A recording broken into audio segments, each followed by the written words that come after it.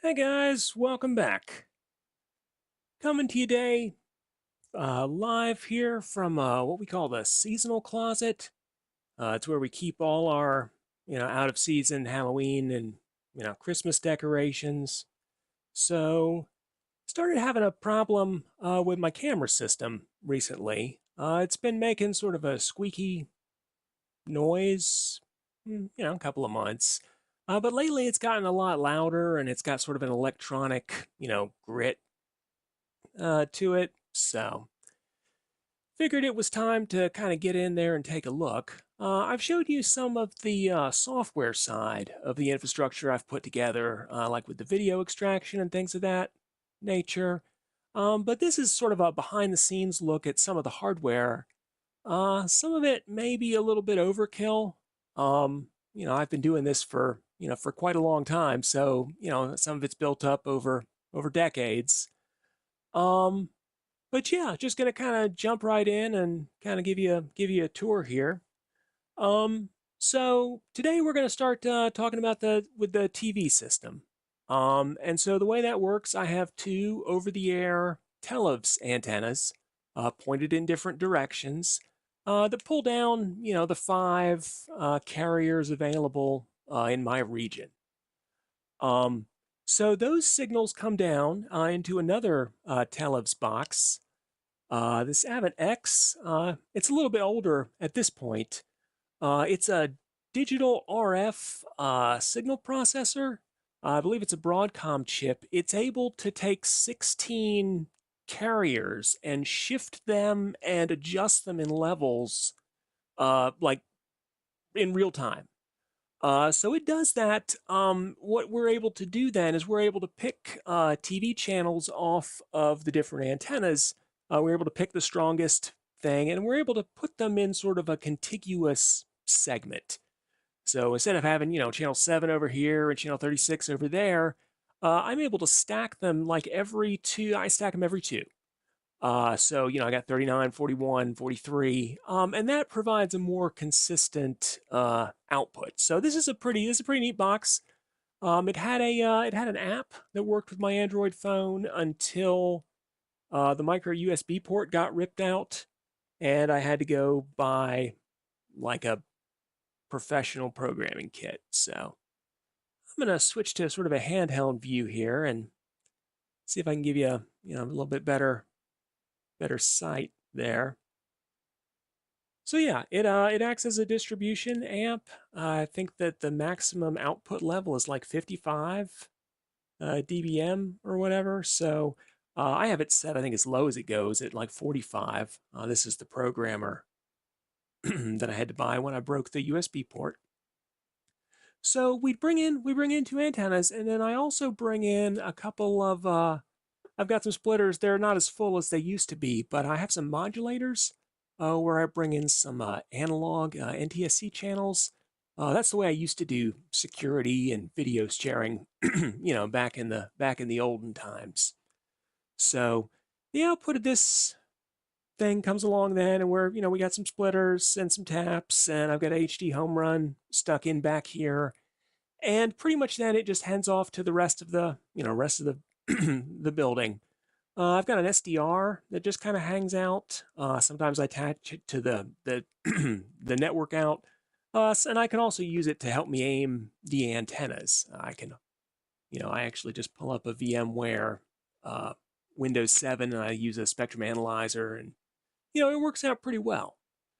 So I'm bringing a total of I've got a total of 6 analog NTSC channels that get mixed in there, and I have two HD channels. Using this channel master, I think it's called, Multicom branded HDMI modulator. It's all right. I don't love it, but I don't, it's not bad. That modulator takes and distributes this signal here. This HDMI extender that comes from our Apple TV upstairs. And then just because I hate HDMI and everything is stupid, it actually required two processor boxes to extract the 5.1 sound and down mix it in a regular stereo so that it could then get, dropped on, so it's put out on the HD modulator. I did also use a stereo, just analog output, but nobody here likes analog things. So at that point, I also have an additional. This is a little bit nicer modulator. It's what takes the signal from my DVR from the camera system here. I have a pair of high K. Looks like Hikvision to me, but they swear that's not what it is. And so those are connected to analog HD cameras. Just like you can send crappy video through coax, if you put enough, Chinese engineering hours into it, you can send high quality video too. So these cameras come in anywhere from the low res is 1080p. I do have some 4K cameras. 4 megapixel is actually the sweet spot, but so those all get brought in. It gets actually, I don't know, I've had a lot of issues with these DVRs. I would absolutely, pursue the same solution again, but I'm not sure that I would spend the money the same way. So again, here's another extender. This one is on the outside. I'm taking the HDMI output of the DVR and sending it throughout the house. I tried a lot of ways to distribute video from camera systems, and everything was laggy and glitchy. And just bringing it all back to the base TV as like a TV channel made it easy. People around here don't like things that aren't easy, so that was an important consideration. So I beamed that the DVR output. I've got I've got a fiber loop. That's a 10 gigabit SFP transceiver, and that gets sent out to out on my front porch. That's where you see me at my desk. There's more fiber as well here. Total of 2 gigabit fibers. One goes to an outdoor media converter that hits a star band up on the roof, and one goes to a converter that hosts a wireless network that distributes my video and free internet, to the street. So those are fed in this case out of this 10-port Netgear switch. One of these fibers goes back to my core switch. It's a Cisco. Because the camera system is like coax and wires outside, risk of lightning and so forth, I felt better, bringing all that stuff in over fiber. I also, just on the subject of the office space, I have a 10 gig fiber that's coming out of the Cisco switch as well that hits a bunch of Netgear stuff. So this is sort of the closet. The logistics of plugging all this stuff in, were a pretty big pain. A lot of HDMI problems, were solved by this goofy HD Fury Vertex box. And then a lot of the things that have made the camera system easy and flexible come about through these converter boxes. These actually take HDMI feeds and turn them into camera feeds. If there's one thing the camera system's good at, it's encoding H.264 and 265 video. So that's been, so send some other signals in there as well. So, and then I guess the other, just leaves the remaining point of, this is the power supply, runs the outdoor units for the cameras, the outdoor camera units. I like this one has individual trims for output voltage, and they're semi-isolated from one another. So, that's been nice, I guess. So let's pop this off there, see if I can power this thing up.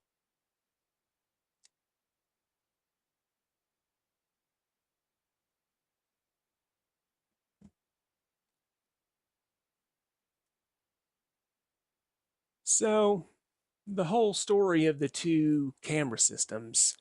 I originally bought this 16-channel DVR, advertised as supporting up to 8 megapixel cameras. The frame rates are somewhat reduced at the high res, but you get 15 frames a second at 4 megapixel. That's good enough for archival for sure. And then when I purchased it, it was advertised as supporting motion detection and like line crossing on 16 channels as well. Well, it turns out that that's only if I don't know, the compromise is that you have to make in the firmware. You can either have HD or motion detection, not both. So ultimately, and I like the recording capabilities. It's got 16 terabytes in it, 4 SATA drives. But there were just issues with the video quality. So I wound up having to I got a HD.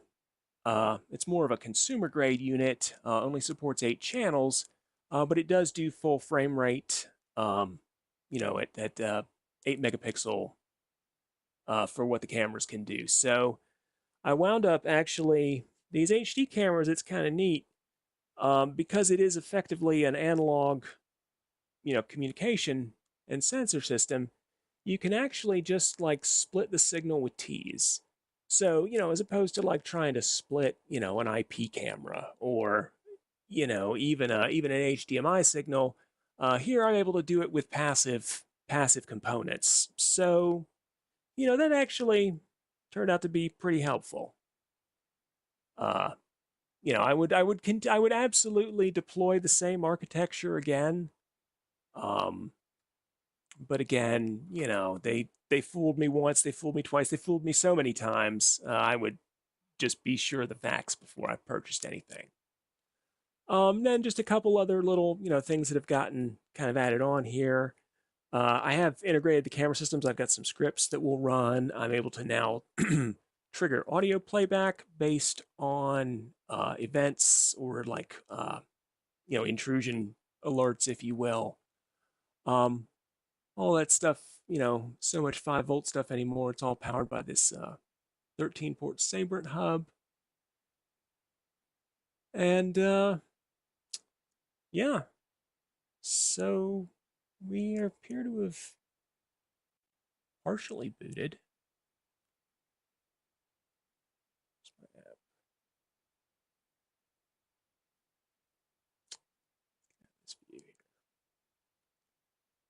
Let's see, let's take a second to regroup. Where are we at? I still do not have a signal on the DVR.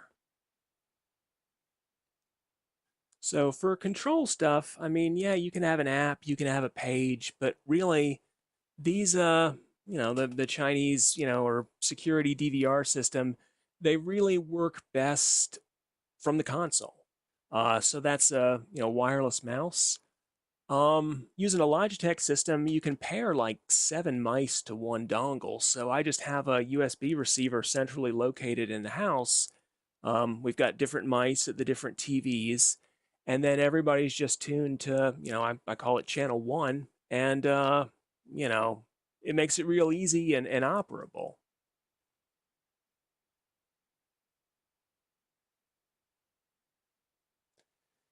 So yeah, for whatever reasons, so isn't that delightful? Now, one camera, it's going to make a liar out of me. Of course, the capacitors have probably had a chance to cool down. All right, well, that's really not everything that I'm looking for, buddy.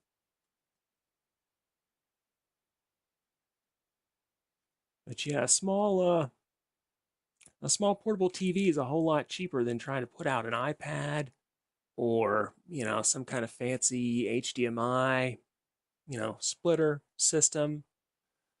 To that end, these trip light things, I think I paid $25, for a set. For that money, they're good. HDMI real things that follow the spec have a bunch of annoying handshake stuff, and they require that they're usually able to pass HDCP, so they're usually actually kind of expensive. But I think if I were to, do it all over again, all the conversion, I would use a SDI and just use coax. It's really so easy to work with, all in all. Once you get a good compression crimping tool, everything kind of falls into place. But yeah, we got all the fancy BT splitters and still no video because everything hates me.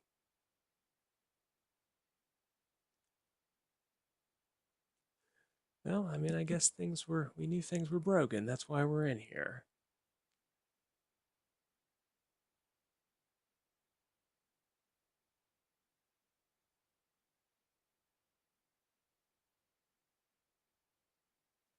Well, I can't ping it. So oh yes, there we go. That's the failure mode. So almost seeming like it's the one camera that we did actually see show up is it's an IP camera. No, wait, no, it's not. It's a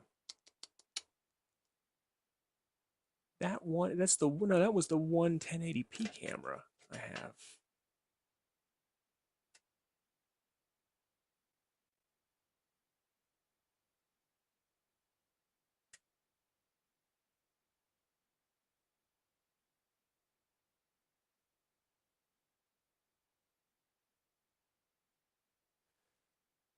Well, I'm gonna go get a voltmeter and start testing things. So we'll yeah, be right back.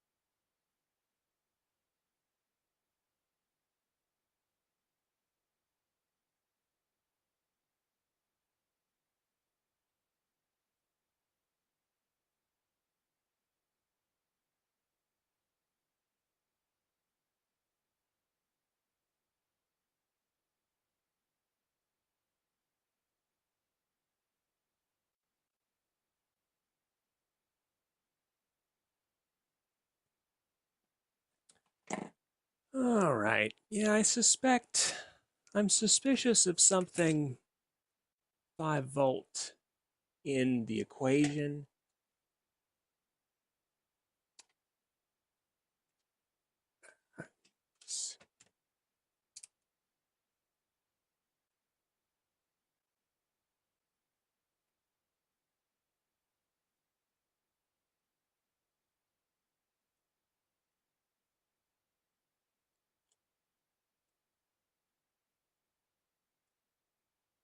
There's plenty of 12 volts in there.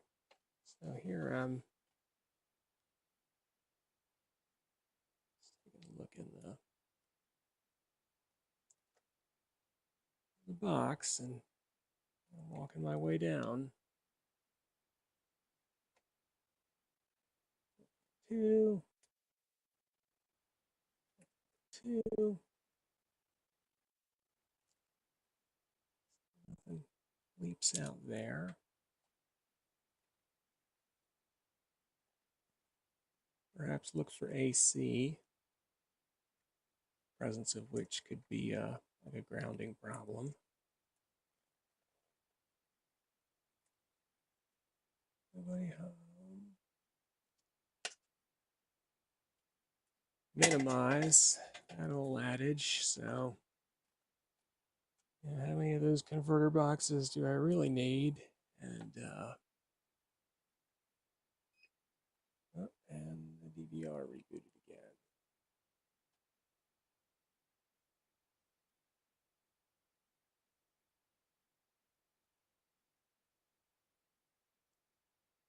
One thing that I have been somewhat surprised by is the sensitivity of some of this video equipment to image content. Like, apparently some of the embedded chips or whatever are running like right at the margins, because uh, the video camera system generates some pretty sharp video, and on account of that, it seems like it's a little bit taxing for some of these playback opportunities. Well, I'll never get that shot back. It was difficult to find the room in here, so wound up with a mirror on the wall. All right, and I get a logo and blip. Oh no, still a logo.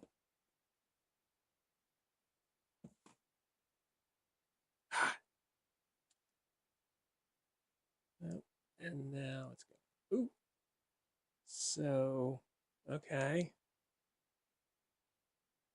So, this is typical of my experience with the camera system. Unplugging like 3 seemingly unrelated like functions fixed it. And it's been that time and time again. Changing the encoding resolution. 1280 by 720 doesn't work. Like, no matter, how nicely you ask it, it will not, encode at that resolution. It's in the menu, it's in the interface. All of the frame rates are goofy. I mean, there's a lot of things, but the image quality is top notch, and the operation ability, like grabbing a mouse and saying, "Hey, what was that?" and like, going back and review and stuff is really nice. So, on that note, I can recommend the product. So, some random micro USB cable is to blame.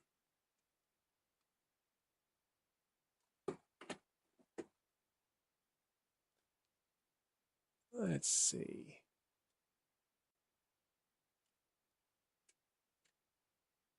So I found one of the most effective ways of generating an IP stream. So, something for, playing on the iPad and whatnot. Is actually just looping the main output back into this box. So, taking the full, in my case, it's a hex, or sorry, it's a 9 split. And just using the encoder in here, it's quick and, good quality, low bit rate. I've been real pleased with that solution.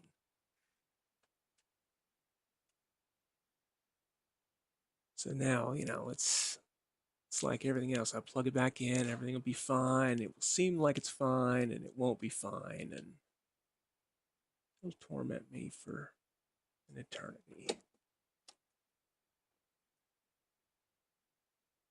Well, I mean, I didn't really fix anything, but it's a step in the right direction.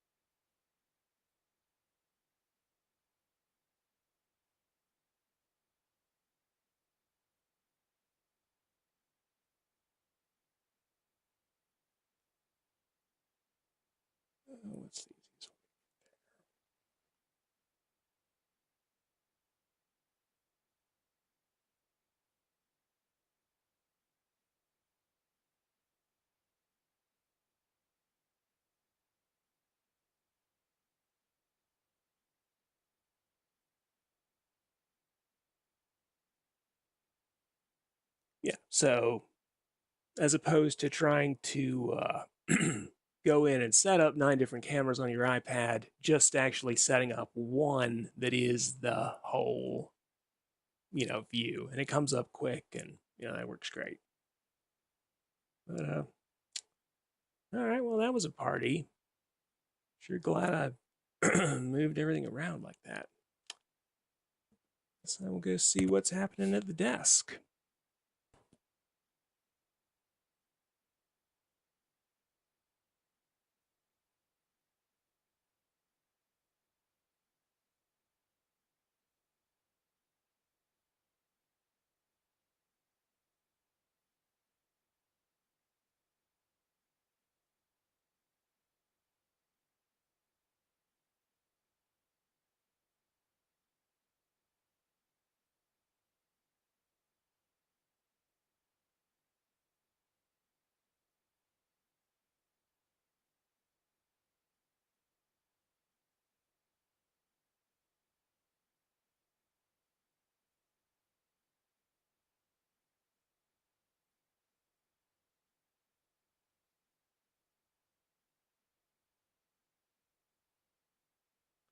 Yeah, and I've just started hearing the noise again, so I'm sure it's going to be like 15 minutes and the whole thing's going to crash again.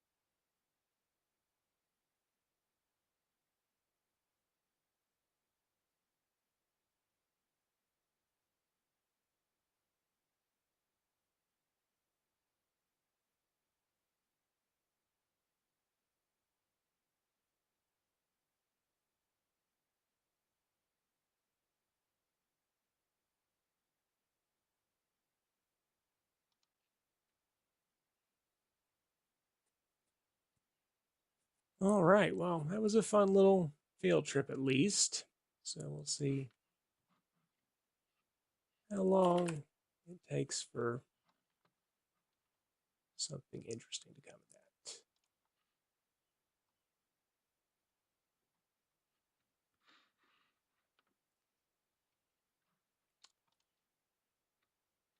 that. I guess we'll check in on the things. Still haven't gotten around to what am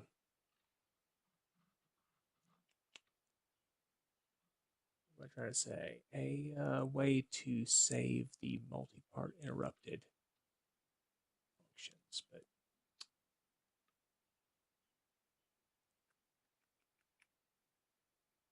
damn it, now I just want to go tear apart the whole DVR closet though and see.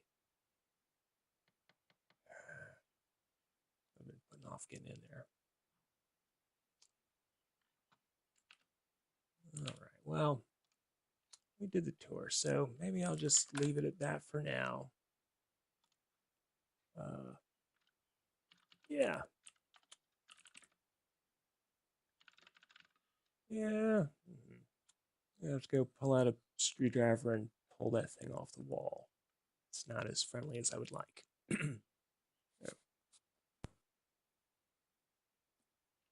Just checking I'm still live. All right, well, anyway, nice to, see everyone, and yeah, have a good afternoon.